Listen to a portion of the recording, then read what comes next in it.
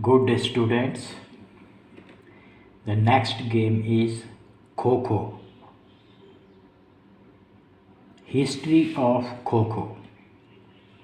Kho is an indigenous game which is said to have its origin in akhadas, the wrestling schools, and Vyayam shalas, the health and fitness clubs in Maharashtra.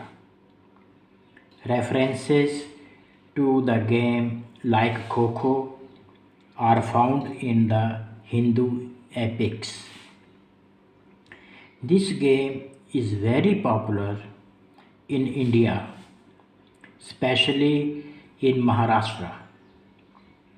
In 1914, the Deccan Gymkhana first conducted the tournament of Kho. However, Kho appeared in its present form with the efforts of Shri Hanuman Vyayam Prasarak Mandal, Baroda. Understood? The Akhil Maharashtra Sharirik Shikshan Mandal, formed in 1928, also contribute in popularizing this game even beyond the boundaries of Maharashtra. The Kho Federation of India was formed in 1958 and affiliated with Indian Olympic Association. Later, game Kho gets a national status. This game is adopted by schools and colleges. Today, Kho become popular with other games in India and even abroad in many countries. It is slowly becoming popular in neighboring countries like Bangladesh, Pakistan, Nepal, and Sri Lanka. Now in Hindi, खो का इतिहास। खो एक देसी खेल है जिसका जन्म अखाड़ों, कुश्ती के स्कूलों और व्यायामशालाओं यानी शारीरिक फिटनेस के क्लबों में महाराष्ट्र में हुआ। हिंदू ग्रंथों में भी खो के खेल के बारे में पढ़ने को मिलता है। भारत में विशेष रूप से महाराष्ट्र में ये खेल काफ़ी लोकप्रिय है। डेक्कन जिमखाना ने 1914 में पहली बार खो की प्रतियोगिता का आयोजन किया, जबकि आज के खो खेल का स्वरूप श्री हनुमान व्यायाम प्रसारक मंडल बड़ौदरा की देन है। समझ गए? आगे बढ़ें।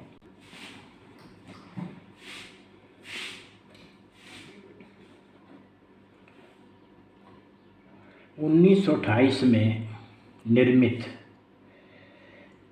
अखिल महाराष्ट्र शारीरिक शिक्षण मंडल ने भी खो को महाराष्ट्र की सीमाओं से बाहर लोकप्रिय बनाने में काफ़ी योगदान दिया। 1958 में खो फेडरेशन ऑफ इंडिया की स्थापना की गई और इंडियन ओलंपिक एसोसिएशन के साथ इसकी संबद्धता कुछ समय पूर्व स्थापित हुई और इस खेल ने एक राष्ट्रीय स्तर प्राप्त कर लिया। ये खेल स्कूलों और कॉलेजों में भी खेला जाता है। दूसरे खेलों के समान ही इस खेल को भी देश विदेश में लोकप्रियता प्राप्त हुई।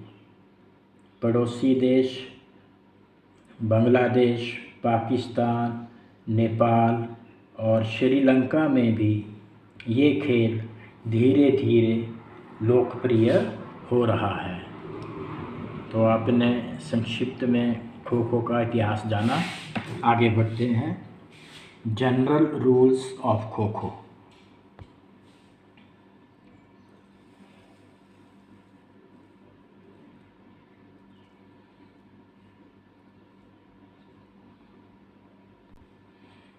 General rules of Kho-Kho.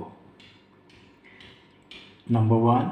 Kho-Kho is played by two teams of 12 players each side, out of which 9 players from each team take the field for the match. Players are numbered 1 to 12. The change of number by any player during match is not allowed.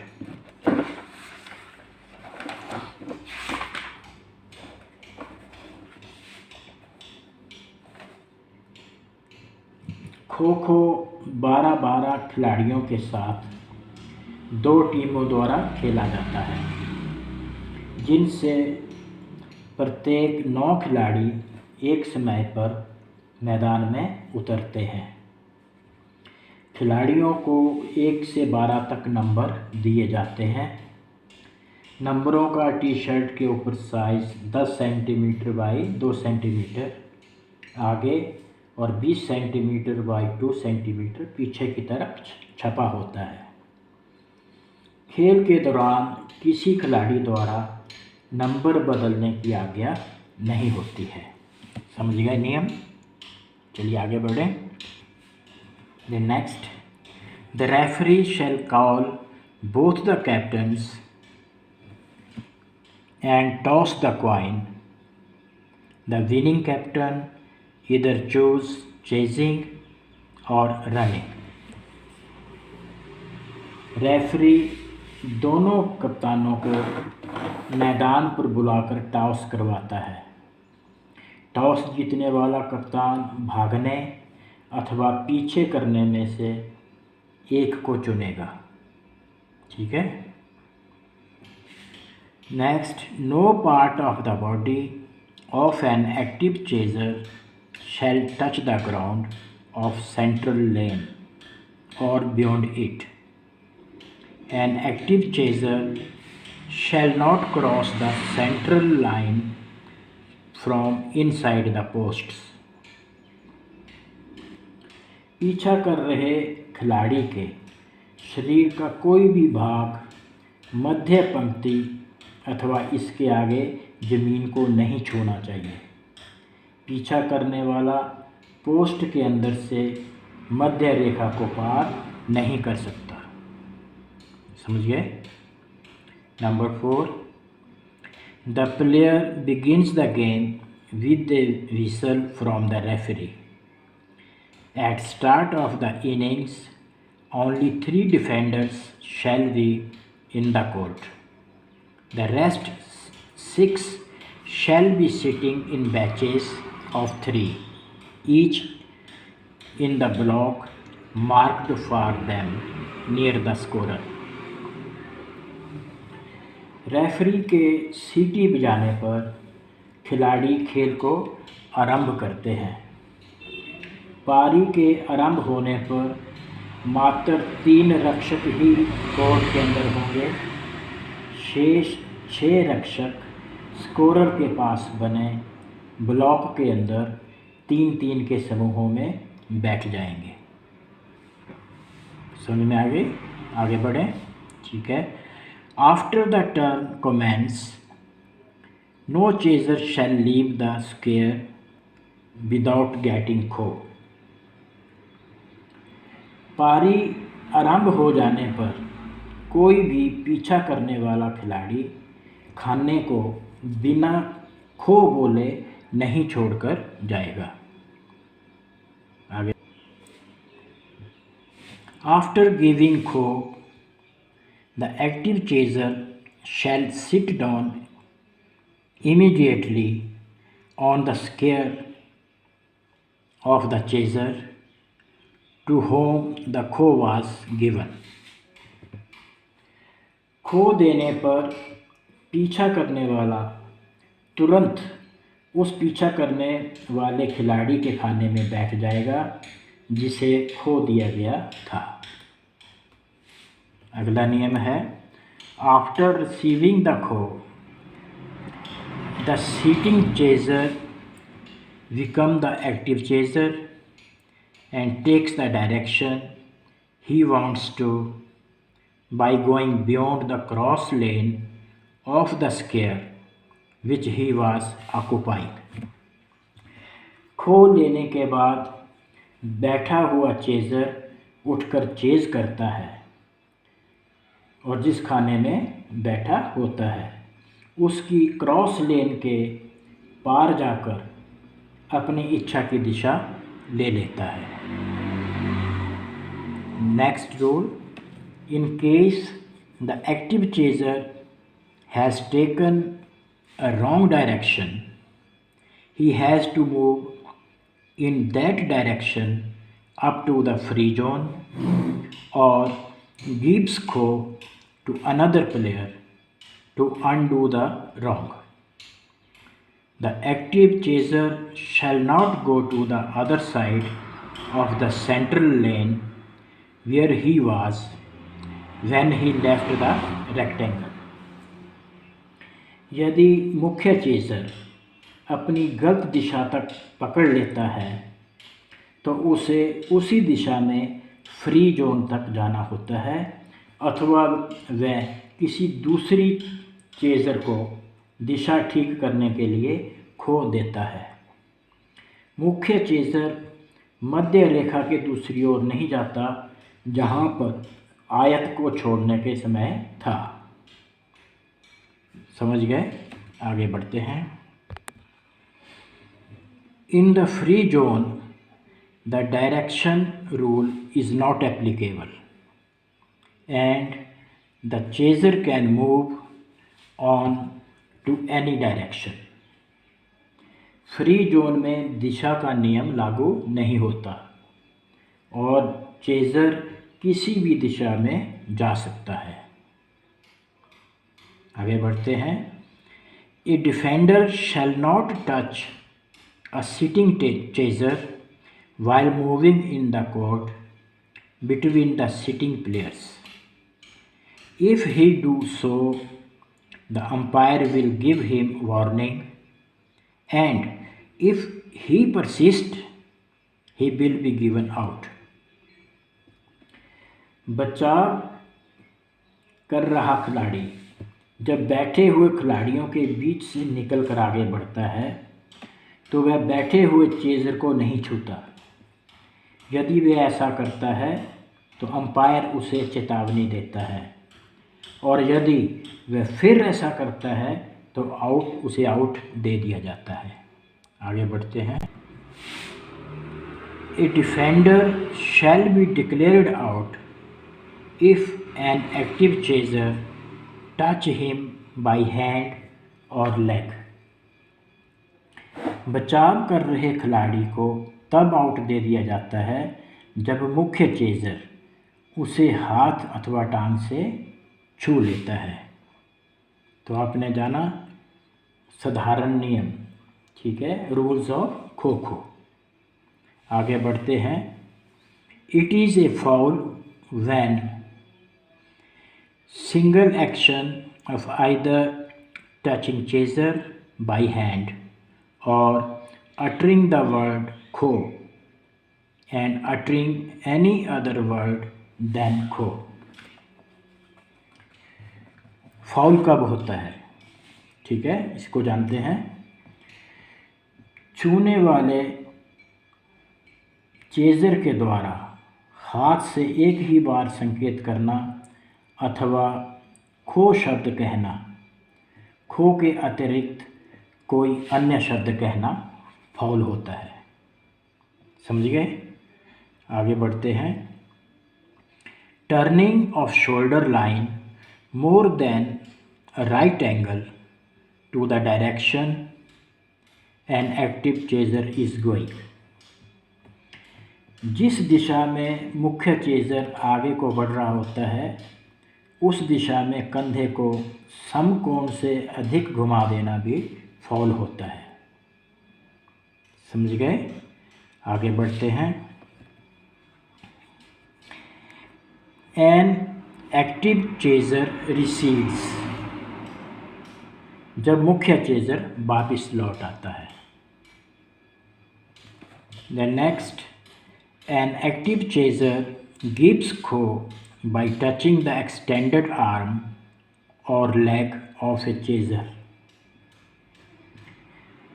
Foul तब होता है जब मुख्य chaser दूसरे chaser की बढ़ी हुई बाजू अथवा टांग को छूकर खो देता है। An active chaser touches the central line, जब मुख्य चेज़र मध्य रेखा को छूता है तब ये फाउल करार दिया जाता है।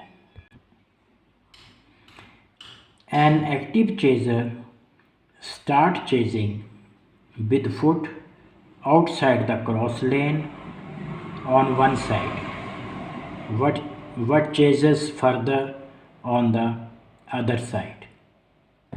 जब मुख्य चेज़र क्रॉस लेन के बाद एक और पाँव को रखकर चलना आरंभ करता है परंतु आगे चलकर दूसरी ओर जाकर चेज़ करता है तो वो भी फाउल होता है। आगे बढ़ें।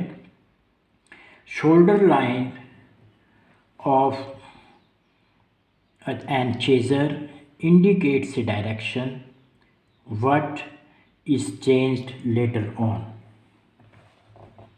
मुख्य चेज़र के कंधों की रेखा एक दिशा को दर्शाती है परंतु अगर यह बाद में बदल जाए तो फाउल होता है। आगे बढ़ते हैं। Ground of the centre lane or beyond touched by any part of the body of an chaser, मध्य लेन की ज़मीन अथवा इसके पार के स्थान मुख्य चेज़र के शरीर के किसी अंग द्वारा छू जाएं तब भी ये फाउल होता है। Next is the changing the face of the square end or leaving it without getting a kho by the chaser.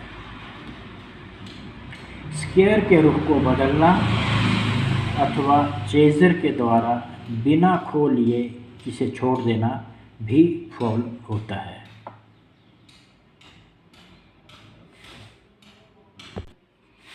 Defender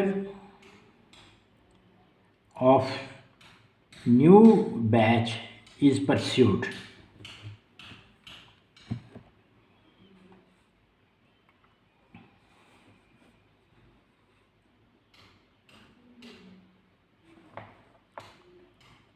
नए दल के बचावी खिलाड़ी का पीछा किया जाए तब भी ये फाउल होता है। A defender is out if he, बचाव करता खिलाड़ी कब आउट होता है? If he touched, he is touched by an active chaser by hand without violating the rules of the game. यदि बचावकर्ता को मुख्य चेज़र द्वारा बिना नियमों के उल्लंघन के हाथ से छू लिया जाए तो वो खिलाड़ी आउट होता है। Goes out of limits, that is to say loses contact with the playing area. सीमा से बाहर चला जाए, जैसे खेल के क्षेत्र में अपना संबंध खो दे, तभी डिफेंडर आउट माना जाएगा। Warn enter the field late, मैदान में थोड़ी सी भी देरी हो जाए तो उसे आउट करार माना जाता है।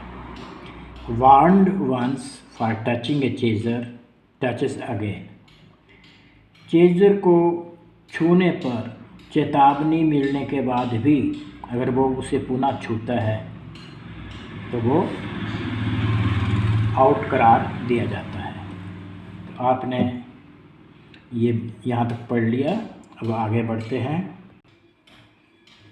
आगे आएगा rules of the match, match के नियम। Duration of the game, a kho-kho match consists of 2 innings of each side. An inning shall consist of chasing and defending turns, which shall consist of 9 minutes each for men,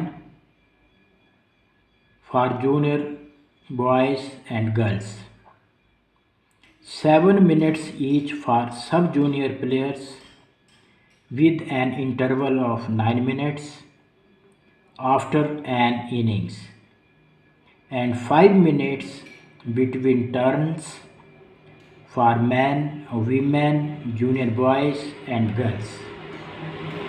आइए match के नियम जान लेते हैं। खो खो के match में प्रत्येक team की 2 पारियां होती हैं।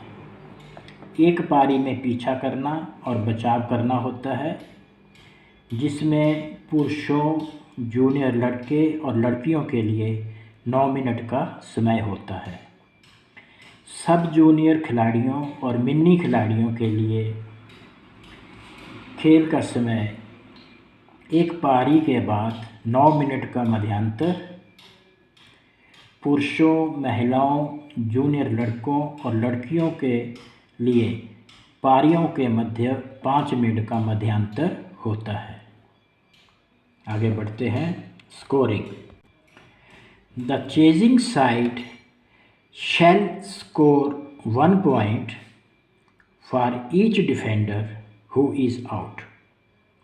If all the 9 runners are out before time of the same innings comes to an end, they shall continue to enter the field of play in the same order until the time is finished.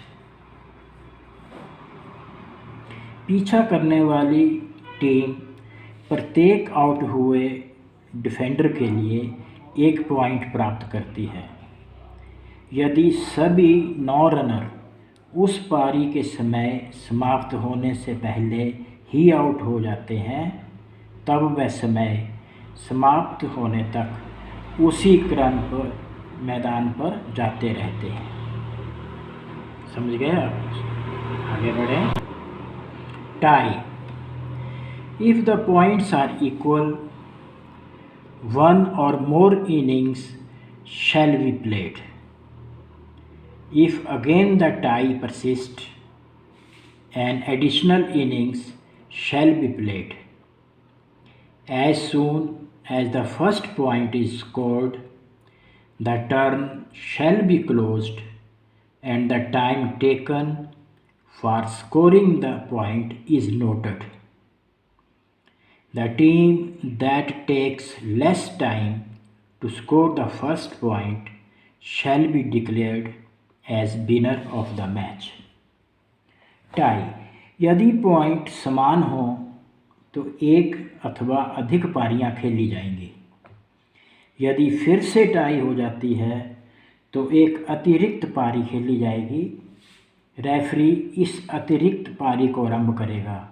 जैसे ही पहला point होता है, पारी रुक जाएगी और पहले point के लिए लगा समय नोट किया जाएगा। पहले पॉइंट के लिए कम समय लेने वाली टीम को विजयी घोषित किया जाएगा। समझ गए? आगे बढ़ते हैं। Substitution, the referee on the request of coach allows substitution for chasing turn at any time during the match. For running, substitution is allowed only before the start of the match.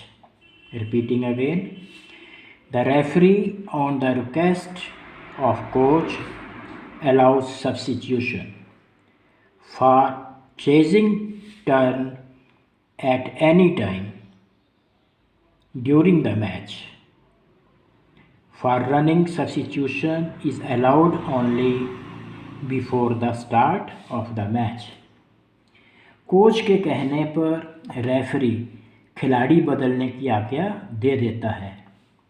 Match के दौरान कभी भी पारी को प्राप्त करने के लिए भागने के लिए खिलाड़ी बदलने की अनुमति केवल रक्षा करने के आरंभ होने से पहले ही मिलेगी। खेल के दौरान अस्थायी बदलाव की अनुमति रेफरी की आज्ञा पर ही मिलती है। समझ गए? आगे बढ़ते हैं। Latest journal rules. पहले आपने जाना था जनरल रूल्स के बारे में, अब जो नए लेटेस्ट रूल्स हैं उनके बारे में भी जान लेते हैं। The length of kho-kho court has been changed to 29 meters and width is 16 meters. The distance from pole to pole has been changed to 23.50 meters. Kho-kho के कोर्ट की लंबाई में परिवर्तन किया गया है। इसे 16 मीटर से बढ़ाकर 29 मीटर कर दिया गया है। स्तंभ से स्तंभ की दूरी बदलकर 23.50 मीटर कर दी गई है। समझ गए? आगे बढ़ते हैं। If an active chaser sends 3 runners out continuously, that chaser cannot touch the 4th runner. She has to give kho to a sitting chaser. यदि एक सक्रिय चेजर 3 रनर्स को निरंतर आउट कर देता है और ये चौथे रन को छूने में असफल रहता है, लड़का या लड़की को बैठे चेजर को खो देनी ही पड़ेगी। रूल समझ में आ गया? Latest rule. आगे बढ़ते हैं। No chaser shall leave the square without getting kho और change the face of the square. If he she does so he she commits a foul. यदि कोई भी चेजर वर्ग को नहीं छोड़ेगा जब तक कि उसे खो नहीं मिल जाती है, और ना ही वह वर्ग के मुख को ही बदल सकता है। यदि वह ऐसा करता है या करती है तो यह फाउल गिना जाएगा। नया कानून, नया नियम समझ में आ गया आपके? आगे बढ़ते हैं। Each team plays for 9 minutes instead of 7.5 minutes. A defender shall not touch a sitting chaser.